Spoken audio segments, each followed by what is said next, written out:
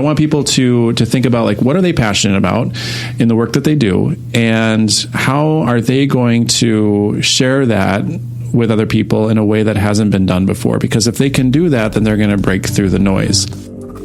Welcome to the Schmidt List, the podcast for people dedicated to managing successful projects, developing impactful products, and building engaged teams. And now, here's your host, Kurt Schmidt. Ryan, thank you for joining me on the show today. Thank you for having me, Kurt. How are you doing? Very good. Very, very good. Good. I'm glad you're here. So you're over at Be The Match. What's your role there? What are you doing over there? Currently, social media strategist. Okay. And what does a social media strategist do? Well, that's a good question. So the position was created first ever for Be The Match last year. I joined in January of 2018. Mm-hmm. And really what I was brought in to do was kind of what the name says. So, we've used social media as an organization for obvious reasons over the years, and it's been very successful based on just the pull that the patient stories have with the need for donors and matches and all of that. And so we've had a lot of success, and this has been an interesting thing for a business, because typically, in order to make social media work in an organization, you have to start with a plan and a strategy, and then execute on that to make it work. Be The Match did not have, for lack of a better term, a plan or a strategy, but we had really compelling stories that just came to us. People, were tagging us, and so we were able to just share those stories for several years, and it was successful. So now that we've had that success, and we obviously raising awareness to get more people to join the registry is what our primary goal is. Mm-hmm. We don't want to just settle for that kind of number that averages out every year of how many people we can get to join the registry through a channel like social or channels like social. So coming into the organization last year was to take what has been working and figure out how we can make it work better. So how we can be better storytellers, how we can have more meaningful content, more concise content, but then also exploring other channels that we haven't seen success with outside of Facebook and Instagram, and look at channels like YouTube that could have potentially huge success for us. Ryan, how did you actually get interested in social media? I mean, apart from the whole, I'd like to share my life sort of stuff, what got you interested in the back end of it, the analytical part, the marketing part of it? Well, so I started, actually it was around 2008. I was working in a sales job that was not definitely a career path for me. It was a job. Wasn't really passionate about it, but didn't know what else was out there at the time as I was exploring my life. Yep. And so... as a young whippersnapper. Definitely. I mean, still am. Yes, of course. Please. I mean, please validate that. Yes. No, I'm sorry. You're the only one that can see me here. So you're my young whippersnapper friend. So when you were a baby, started on social media. Yeah, exactly. Let's start from the very beginning. So I was, I was in a sales role, and I was cold calling. Emailing. Nobody wanted to talk to me because I was cold calling. And so it just made sense for me to start leveraging tools that were available. And one of them was LinkedIn back in 2008. And so I started to use it as a way to connect with potential managers that I needed to ultimately reach out to at these companies, connect with them. They were usually open to accepting connections. And so I started adding value by posting updates to my feed about this particular industry and what could be valuable for them. So basically social selling. And, I started to make connections with these individuals and then schedule meetings. And everyone around me in the organization was like, how are you doing this? And I said, I'm using LinkedIn. And so they were just, it didn't make any sense. Yeah. So they asked, leadership asked if I would go around the 5 different offices in the Twin Cities and do these trainings on social selling for LinkedIn. And then I did a corporate training. And after that, they're like, okay, great, thanks, but get back to the phones. Yeah. You got numbers to hit. Yeah, got numbers to hit. And so there was no investment in developing that. And I didn't know if that could be something that could be developed at the time. So fast forward, and just even a few months, kind of some things fell into place, being at the right place at the right time. I got referred to a job at Capella University, which was an online university, and they had a sales role that was, not cold sales. It was people that had applied to the university. So I was doing that for a couple months, and leadership asked, how's it going? Tell us more about what are some other things that you've done in the past, some ideas that you want to bring to the organization, which I thought was really awesome that they asked that. And so I mentioned about what I just said on the podcast, that I did this social selling thing, and being an online university, they're the right time too. They said, we're launching a pilot to explore different ways to communicate, social being one of those. Would you be interested in the pilot? And of course, I said yes. A couple months later, after being in the pilot, they liked what I was doing, and they asked me to lead the pilot. And then after a year of doing that and showing all the success and possibilities with social, there wasn't a role to integrate this into the day-to-day work of our sales team. And so I created the position for social media strategist position, not strategist, but specialist position at the time. And then that's where it started. And so, when I think back to that and really who I am today and the strategist role, there's been one thing that's really stayed consistent for 10 years now, and that has been sort of how I do it and the approach that I take.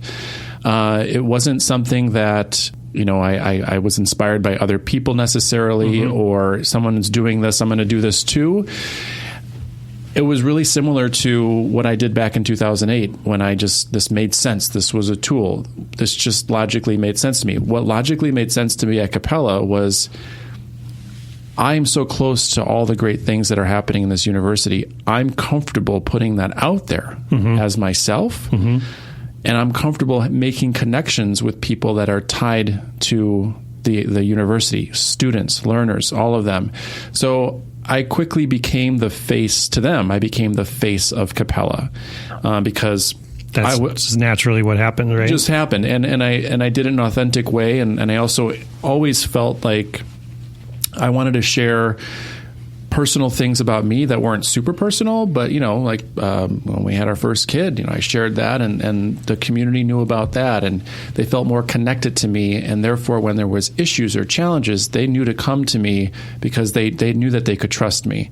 And so that's been something in now 3 organizations that I've been to where I've become known as the face of that organization, because I'm not afraid to not just put myself out there, but also represent the organization in a tasteful, personal way from my perspective that shows how passionate I am about the organization and the work that I do, and also highlighting the work that other people do. Yeah, well, it sounds like you have to really understand that company's values and their mission, because you're kind of reflecting your perspective on it, right? That's right. Exactly. And so it's interesting because I over the years, I'm always trying to look for, who else could be that voice? Like, who else could tell that story? And while there are people there's a lot of people that are, let's face it, a lot of people that are smarter than me, a lot.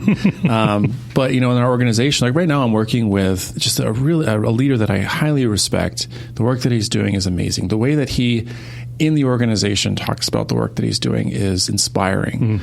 But boy, as soon as you put any type of camera in front of him, he's a different person. Yeah. And so I want him to feel good about what's going out there, that's him. But I also want the real him to be the what that goes out there, because I know it'll be received that way. Yeah. It'll be more authentic versus a deer in the headlights, And so I'm trying to bring out that in other people, and I don't know if I'd call it a talent, but I'm usually successful at getting them to sound like themselves and not sound scripted, not sound like that they have to be perfect in what they say.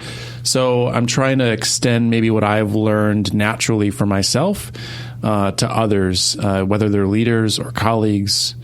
And it seems to be working. So I'm slowly, I don't mind being the face of the brand, but I'm trying to have maybe the inspiration of the brand and getting other people to have that voice of what the brand is. Yeah, I always find it interesting when I'm talking with not just other business owners, but people who work in product management or these other types of things where they're very self-conscious about sharing their stuff, right? Yep. And I get it. Like, I understand, like, some people are like, no, I want to keep my Instagram on private and do this and that and the other thing. But I do have folks that come to me and say, like, oh, I couldn't do what you're doing with the show and this and that, even though I mean, it sounds like fun or whatever, And, I'm too, like you, I try to coach them around, you just put yourself out there and see what happens. It's funny, I tell the story, and I probably told it too many times in this podcast, but I'm going to tell it anyways. It's like when I first launched the show, I got all these notes of people congratulating me. And I'm like, I didn't win a prize. Mm-hmm. I just stuck a stupid microphone in my fat face and started talking Schmidt, right? So, but then my wife came to me and is like, no, they're congratulating because you put yourself out there. And I was like, I see. You're doing something that so many other people can never imagine doing. Yeah. Or maybe just can't get over themselves enough to do it or something, you know? Right. Yeah. So how have you coached other people? Like, so let's say I'm listening to the show, Ryan, and I'm like, I probably could beef up my presence maybe on LinkedIn a little bit personally. Maybe I'm in sales or marketing, but maybe I'm just a lead developer, lead designer, and I want to be more of a thought leader. Where should I start, Ryan? It's a really good question. And I do get this question asked a lot. I honestly do. So the first thing, I like to sort of level set with them, and while they might be coming to me with that ask, which is a good first step, I'll usually kind of backtrack a little bit and say, well, first and foremost, you have to really own what you're comfortable with and what you're not comfortable with. Yeah, you might have to step out of your comfort zone a little bit. Like you said, you had to stick a mic in your face and just do it, Yep. But if you knew that this is something that you're not comfortable with at that moment in time, but you're willing to try it and just get started, then that's good. I think a lot of people sort of ignore that. Like, I'm not comfortable with this, but I guess I need to do this because everyone else is doing this, or I need to be on social media because everyone else is on social media, and then they just start doing it, but they don't realize this is not authentic to them. This doesn't come naturally to them. It's likely not going to look authentic to the people that are receiving it. Right. It's not going to look natural to them. So you need to first just call that out. If that's the case, that's totally fine. I'm usually not going to tell people you need to be on all these social networks because they're the most popular social networks out there. Let's first, think about, is it LinkedIn? What's going to be the best for what you're trying to accomplish? And then when they get into it, the other tip that I'll tell them is, you typically will want to go and say, oh, I follow Ryan and Ryan does this great stuff on these updates and stuff. And I just, I want to do that. I also don't recommend copying someone else's approach because that's their personality. That's their thought leadership. That's their ideas. Mm-hmm. So it's not to say you can't be inspired by it, but just make sure that when you go into it and you want to add value for yourself, that's going to add value to your community, that you take that approach and you think about, if I'm trying to think of what is just a completely non-sexy thing that someone could do as a profession. What could it be? Scooping up manure. I don't know. Yeah. I don't know. Yeah. But let's just say that's just it. And they're trying to get the word out there about the importance of scooping up manure. Well, you're not going to start with just saying, hey, everybody, I scoop up manure and I scooped up 20 pounds of it today. You're going to talk about why do you have to do this? Why should people care? What's the impact of it? Right. What do you need to know that you don't even know about scooping up? And I don't know anything about it. I know it stinks. But what is the thing? It's a terrible analogy. No, it's great. But no, I want people to think about what are they passionate about in the work that they do, and how are they going to share that with other people in a way that hasn't been done before. Because if they can do that, then they're going to break through the noise. And it's easier said than done, but you have to find your niche, your passion, and something that, if people start asking you questions about, you're going to be excited to answer it. And if you're just putting stuff out there because it's what someone that is similar to you is doing, but you don't have that genuine passion, it's going to come across when people maybe engage with you.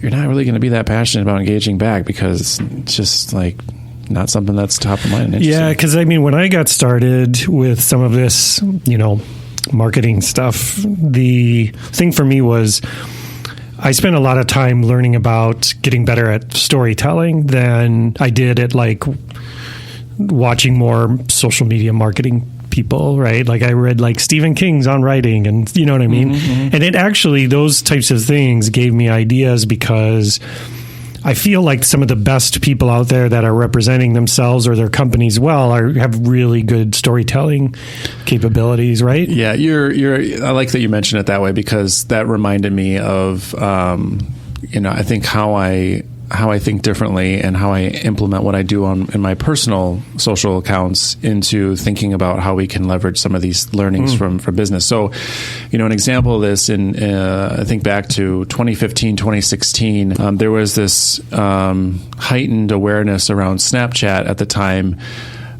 potentially for businesses even. And this exciting new creative platform that has been around for a while, and obviously the younger generation was using it to kind of back and forth message each other, but then the storytelling piece became that you could tell stories on this.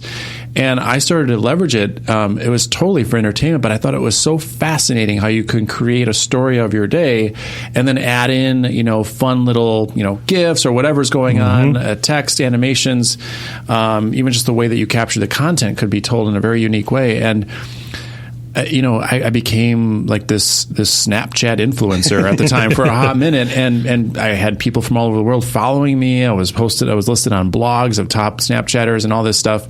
And I used it not to get to any of that status stuff, because I was like, this is going to be sucked in by some of these other major platforms.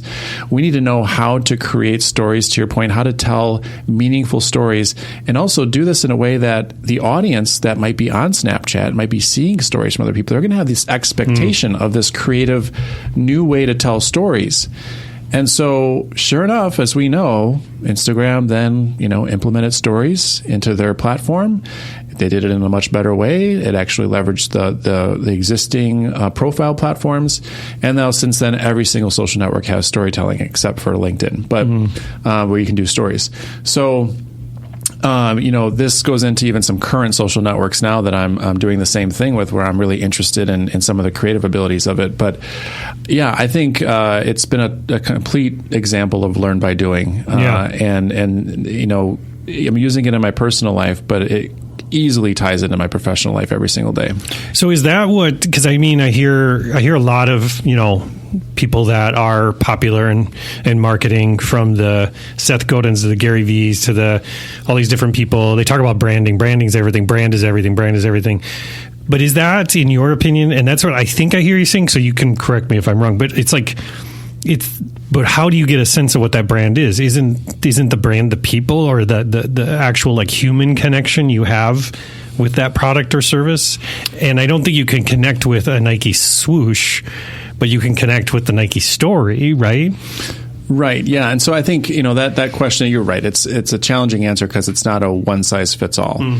Another way to look at this, and I think this is actually something I got from Seth actually in one of his talks, is you ultimately in an organization, you have to find your purple cow moment. And so, you drive down the road and you see a cow, you've seen one, you've seen them all. It's like all the content that's out there about brands and companies and everything, like it all looks the same. And so you don't stop, you just keep going, But if you're driving down the road and you see a purple cow, you're like, I haven't seen that before. Not only do I want to stop, I want to take pictures, I want to take selfies, I want to jump on the cow, whatever it is. Call my friends. Right. They're not going to believe me unless I show them this. I'm going to share this. I'm going to share this. So you have to figure out what that is. And so for some organizations, if the company culture is right, that's what your purple cow is. If there's something really compelling and unique about the people that are doing the work behind the scenes, that behind the scenes is really going to show organizations that would want to partner with that organization or people that want to purchase that item for this company, to see just the true passion, the authenticity, and the drive for that, to make that product a thing. For Be the Match, for example, it's right now, it's less about the people in the organization, even though we're very mission driven, and it's more about the patients. It's more about the donors. So it's about the impact. Right. And really knowing their story, you're more compelled to do something on your end because you want to be able to impact people like them that are going through what they're going through, or you want to feel good about yourself because you're able to donate one day and save someone's life. So it's not a one size fits all, but you have to take that assessment and figure, for lack of a better term, our purple cow is the patient that has their lives saved by a complete stranger who did a selfless act 2 years ago. And now we're able to show the world the two of them meeting for the first time, having there's a part of them that's a part of each of them inside them. And that's a connection they're never going to lose ever in their life. And so that is the Purple Cow moment. That is the best moment that we have in our organization. Whenever we can get that, we are all about it. And every single time we have that happen, a donor recipient meeting, they're always different, and it's beautiful. And I love that, because I think there's a difference that people have a hard time understanding, and maybe I would love to hear your opinion on this to help me clear it up, right? There's the difference between kind of this, I'm scripting and forcing this sort of messaging versus more of a documentarian, just at the point you just said, right? Like you're doing more of a documentary than you're doing a something to get a ton of likes on or something, right? Yeah, so clickbait. So that's basically top 5 Jennifer Aniston haircuts. Yeah, exactly. So Capella, brought to you by Capella University. Oh my gosh! Yeah, right. It has nothing to do with the organization, but you're getting people to click on it. Yeah. Right? So clickbait is an easy solution for just a simple metric at the end of the day, but it obviously leaves a sour taste in people's mouths when they go through that experience, because they know they've been caught, they got me. They got hijacked. Yep. So I always view, and just redirect this if you're looking for a different kind of avenue.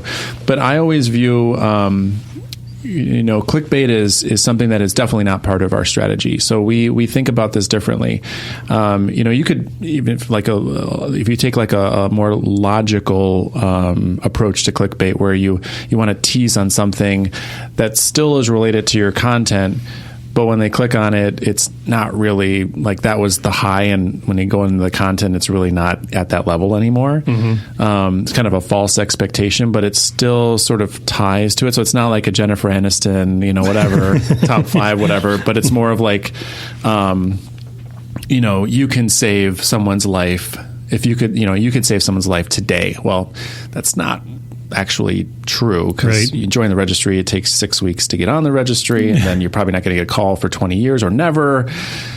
Right. That's the reality. Right. But the idea that you potentially could save someone's life is that. So we focus less on the clickbait, and we focus more on what is our 8-second moment in our content.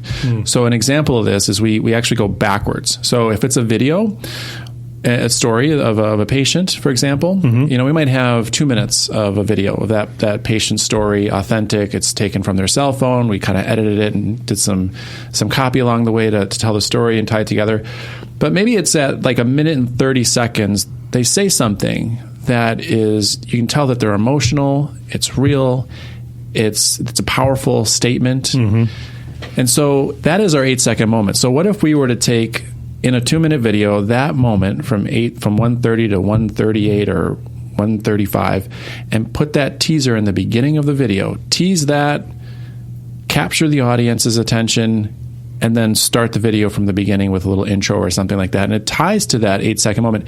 If it's an article, out of all the 500,000 words in the article, if there's a quote in there that is super powerful, let's bring that in to the copy of the post and get them to tell me more about that. That's a really powerful quote. I'm going to read it, and I'm going to see where that quote fits in. So the reason why I'm talking about an 8-second moment is because there's a lot of studies that are done, and there's a lot of studies on attention spans of millennials, even Gen Zs, who are pretty much, they're just getting out of college right now. So they're coming of age where they're going to be marketed to pretty quickly, if not already.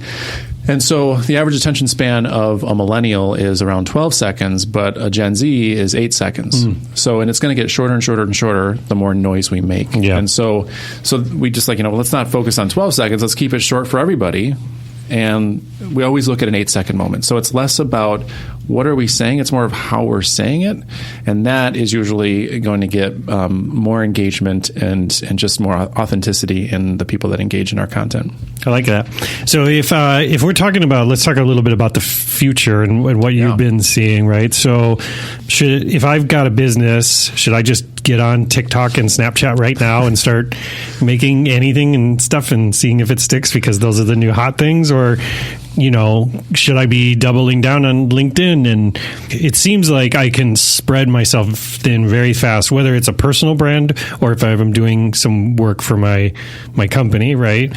What do you see in the future? Like, where should I be focused if it's personal brand versus business?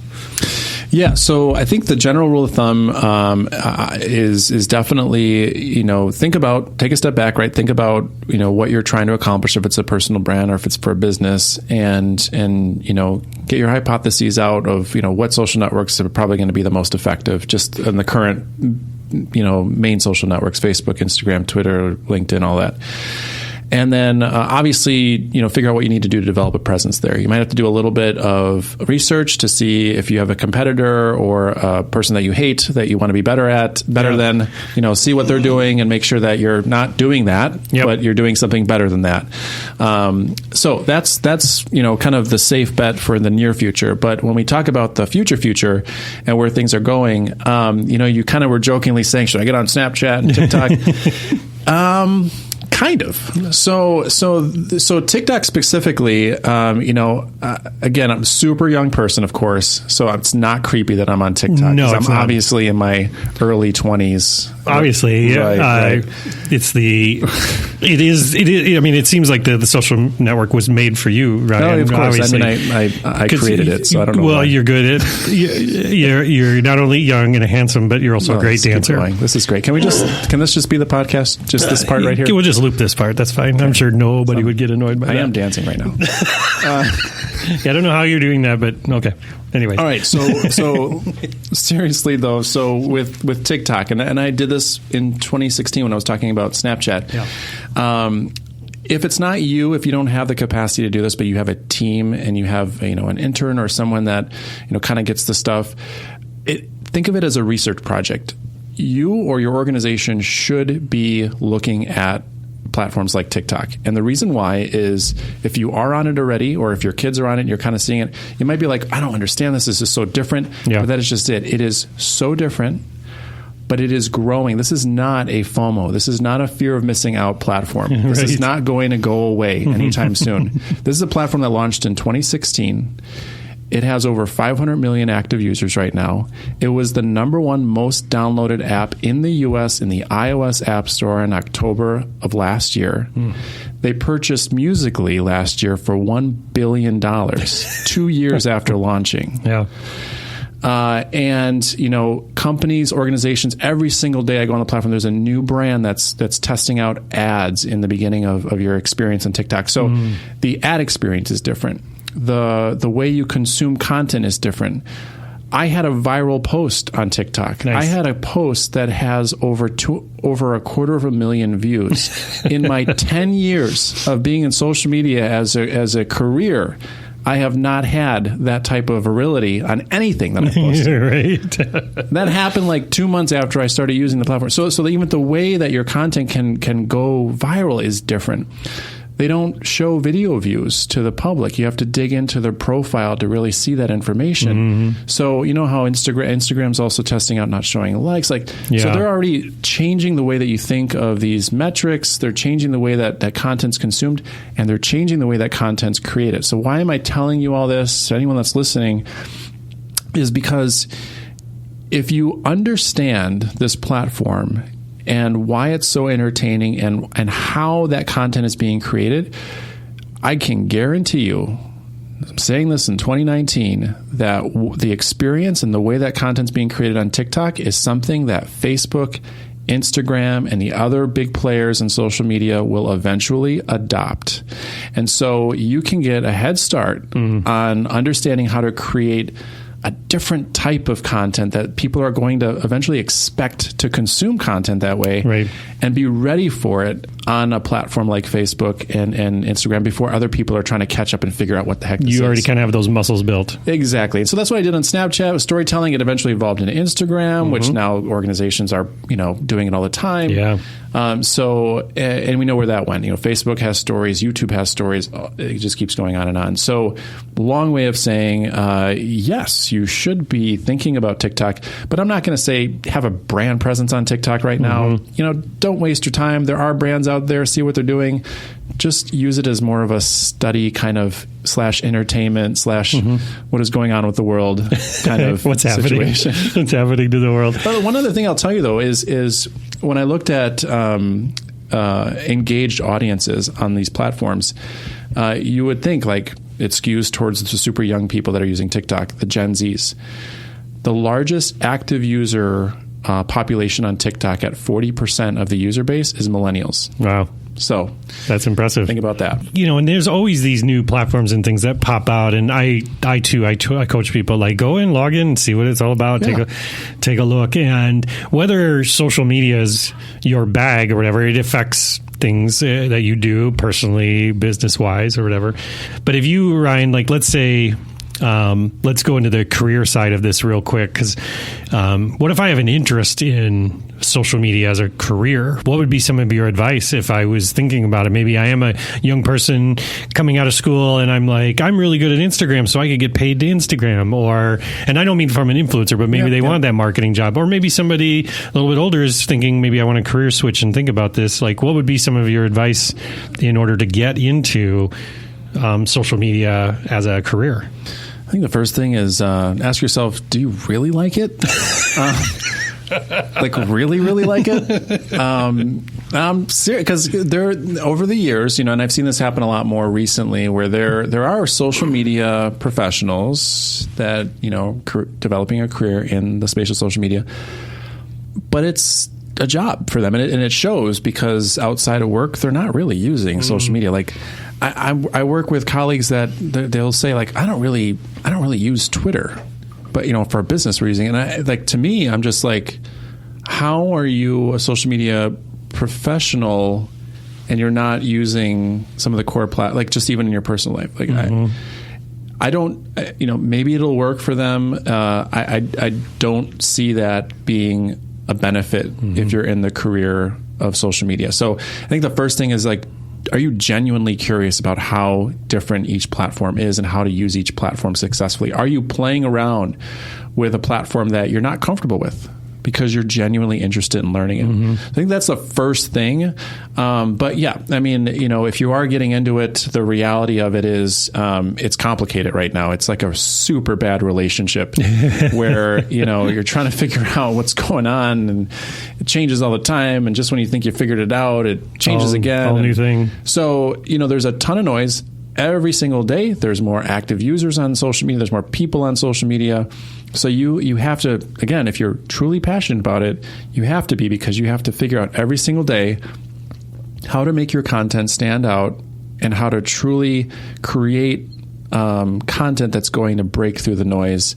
And to me, the only way that you're really going to solve that problem is if you're constantly thinking about it in your personal life. When you're posting things, you're like, I wonder if this is going to generate the kind of engagement that I think it should. And then it doesn't. You're like, okay, I'm going to remember that and apply that into the business setting. Or I'm going to be on TikTok and drive my wife nuts because she's going to be like, why are you watching these teenagers? I mean, like, I swear I'm learning for my career. This is research. I've heard that before. It doesn't work. She still doesn't buy it. But, yeah, sure. But to have that level of passion where you're then thinking about, when it comes to even an Instagram story, it's like, well, maybe I've seen this, like, this is a new thing that I found from this platform. Maybe we can try this here. So you really have to be passionate about it more than even 10 years ago, because it is extremely complicated. There's so many different aspects to it, right? And just like getting a job or picking a platform, you've got to have a good idea of like what the culture is like there, and what it's,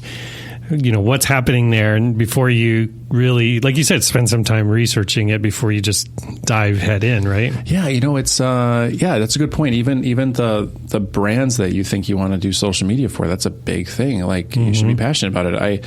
A friend of mine sent me social media, like a director position for the Vikings, for the Vikings. And like, oh, look at this. This looks like a cool job, don't you think? And I was like, yeah, for somebody else. I don't watch sports, so it's like I wouldn't. I mean, go Minnesota, all about it, whatever. Right. Go sports ball. If they can win, the footballs, then that's great. Yes. But I would not want to represent that brand because it's not something I'm passionate about. What I'm doing right now, I cannot not be passionate about it. Right. So I feel really good about it. Yeah. All right. One last question before we wrap up here. When you're building a team, like what are the characteristics you're looking for in a good social team? Like when you're putting people together? Yeah. The two things that come to mind right away when I think about like who I interview for, what I'm looking for when I'm interviewing is one is communication and the other one is strategic thinking. So I think a lot of the social media tools and methods can be taught.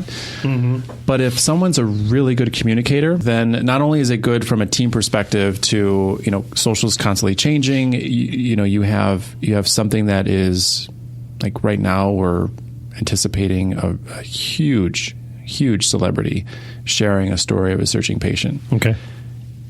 If that goes down and one of us catches it, we need to communicate that to the team right away because we kind of have different things that we're going to own on that, and we can dive in and make it the best possible outcome that we can think of. So communication just from a day-to-day perspective, but also communication obviously from a social media perspective. So, right. Figuring out what their written capabilities are. When we're interviewing, for example, we usually give them after they understand sort of our response guide and process and some of our scripted responses that we have to have from a medical perspective and all of that, we give them that access, but then we give them like 15 questions that they would probably see if they were, out there managing our community, common questions. And we're just like, okay, go ahead and answer these and try to do them as quickly and as efficiently as possible. So then you get a sense of their communication. You get a sense of seeing how they humanize those scripted answers. Right. So it feels like it's something that's written directly to that person and integrates our strategy as well. So communication's key. And the other one is strategic thinking. How can they handle situations that are stressful? An example would be, someone's just mad, irate in our communities, and they go off publicly about an experience that they had. So, little things like I'll ask them probing questions. What would you do? And see if they would delete the post, which is not the right answer. If they would consult and then see what the best approach is, get our side of the story. When would they loop in legal? So just like how is their mind thinking about the best way, even though they don't know what that best way is? Like how are they going to identify that? And you either have that or you don't. If someone just answers, I'd just delete it. And I would probably say like, what if they got upset because they saw that you deleted their post? Yeah. Well, that's just what we would do. And so like if I don't get that next level of thinking, then I know that they're not going to be able to handle. It's like the 5 whys kind of thing, right? Like, well, why? Exactly. Yeah, right? I get Sometimes what you're if saying. I just get a non-answer after the second why, I'm like, well, okay, I guess that's... Well, because that's the interesting thing, especially in an organization like Be The Match or Medtronic or Best Buy. You got social media marketing and community management all blending together, and you've got this offense defense sort of thing going on, right? It's got to be taxing if you don't have some good policies and ground rules in place, right? Because it could turn into Mad Max world, right? Totally, absolutely. So yeah, to your point, every time we think about content that we're putting out to our channels, we have to think about, could this be received the wrong way? What would be our response if we got, and usually, if it's a patient story, it's like, how are you going to receive that the wrong way? They need help. They're asking for people to join.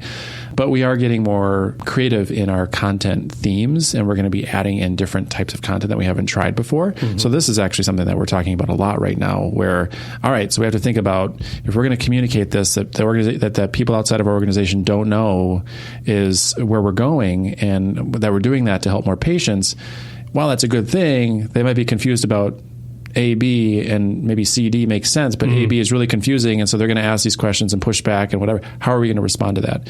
So that's one of my, so that's another, actually a really good skill to have too, is to be able to adjust quickly on change, because not only is social always changing, but also how we have to address certain situations. It's not a one-size-fits-all, ever a one-size-fits-all. And so we have to take every single comment, and we get a ton of comments in our community management every day because of just the nature of what we do. People have questions like, how does it hurt to donate? Right. What if I'm called and I'm, on vacation, all this stuff. all these levels of questions. We have to be able to respond in a way that not only gives them the answer that they want, but isn't going to unnecessarily escalate them because we use an exclamation mark when we were just excited to answer them, and so it is kind of a really finite science that, I'll have conversations with our team and say, here's the situation. I don't think why do you think that I'm bringing this up, to see if they start thinking like, oh, maybe I didn't answer this the right way. I'm like, they didn't say anything back, but they could have taken it the wrong way. So let's learn from that for next time. Or if they did take it the wrong way, it's like, well, why do you think they took it the wrong way? So I usually get them to think. I don't tell them what was wrong with this. Yep. And they obviously remember because they said it. They know it. It's their thing. Well, Ryan, I'm super happy to finally have gotten you on the show. Yeah. If I want to find out more about Ryan, where are you the most active? Where's a good place to find you, other than obviously TikTok, where you're where you're blowing up? No. It's full disclosure. It was my 7-year-old that really made that. I see. Viral. I see how it is. I definitely leveraged the cuteness, as you need to. Yeah. You can. I'm really open on any channels. It's funny. I'll have people that say this every day, that they'll be texting me and then they'll send me an Instagram message and then they'll go back to like Facebook or something and it's all the same to me. So I don't care how you reach me. I'm an open book, as you probably know by the end of this podcast if you made it this far. So whether it's Facebook, LinkedIn, Instagram, Twitter, Snapchat, TikTok, you can find me usually at the handle Ryan Pena, kind of like iPhone, but Ryan Pena. And I'd be happy to connect with people and learn more about the work that you do and what you're passionate about and answer any questions you might have. That's awesome. Well, Ryan, again, thank you so much for taking the time. I know you're a busy guy. I really appreciate you joining us. It was so much fun. Thank you. Cool. Thank you for listening to The Schmidt List. If you want to learn more about how Foundry accelerates innovation, check out foundrymakes.com. And if you'd like me to speak about establishing a growth mindset at your conference or with your team, drop me a note at kurt@foundrymakes.com. Oh, and the next time you're on the internet, head to iTunes and leave the show a review. If you enjoyed this episode, please share it with a friend, because sharing is caring. I truly appreciate you taking the time to listen to the show, and I hope you have a fantastic week.